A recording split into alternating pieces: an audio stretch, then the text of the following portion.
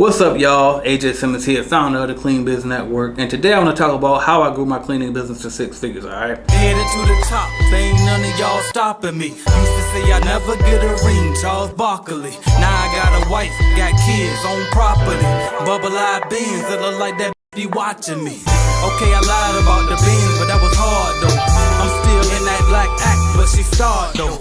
Cause that's all it takes. I'm flashing for. I'm on my grind, not no more fashion show. So if you don't know, I own a commercial cleaning company. I sold it, then I turned and started Clean Biz Network.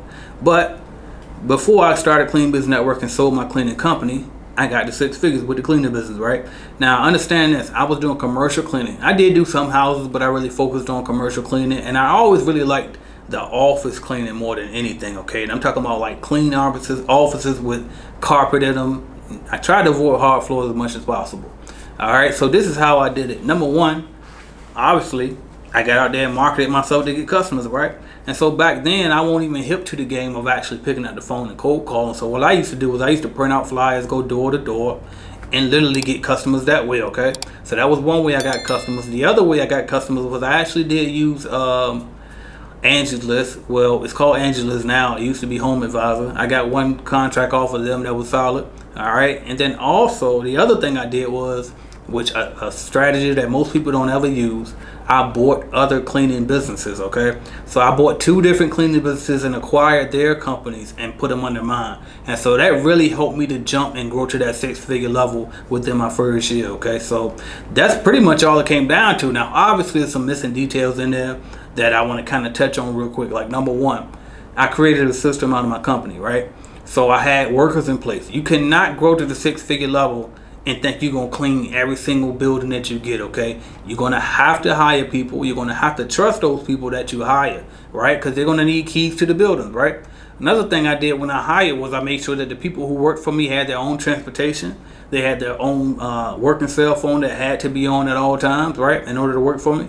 And so I made sure that they had those things in place. And then most importantly, well, maybe not most importantly, but it was an important key, was I use subcontractors instead of employees. And the reason why I did that was because, number one, obviously, it was more beneficial from affordability standpoint. But also, having those contractors allowed them to have that freedom of a self-employed person.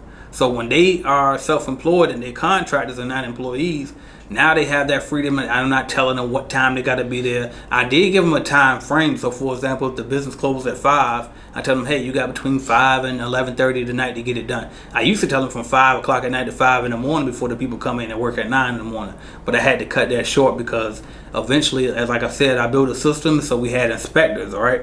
And so I needed the cleaner to be out of there in time for the inspector to come by and check behind them, okay? But you're going to have to put systems in place if you want to get to that 6-figure level. But it really is as simple as getting out here, banging on doors, picking up phones, meeting new people, joining networks and doing networking events. Do whatever you can to basically get yourself out there and grow, okay? But you can do it. You just got to commit to it, okay? Most people don't commit to the growth of their business, and that's why they don't grow. They're too busy out in the field cleaning all day. By the time you finish cleaning, you're so tired you can't even hire or schedule an interview to hire some workers at that point, right?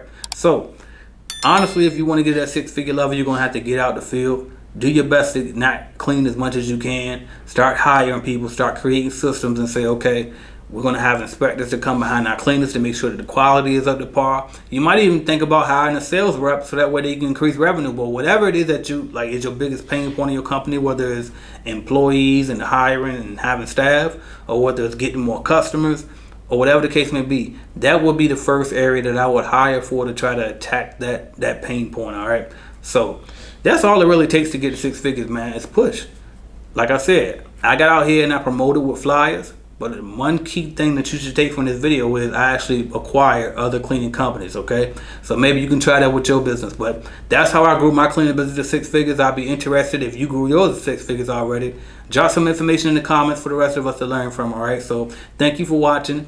I'm AJ Simmons, and if you haven't started your cleaning company yet, go to cleanbiznetwork.com. We have cleaning business starter kits available, along with other resources available to help you grow your cleaning company if you already have started, all right? So thank you for watching. I'm AJ Simmons. Talk to y'all later.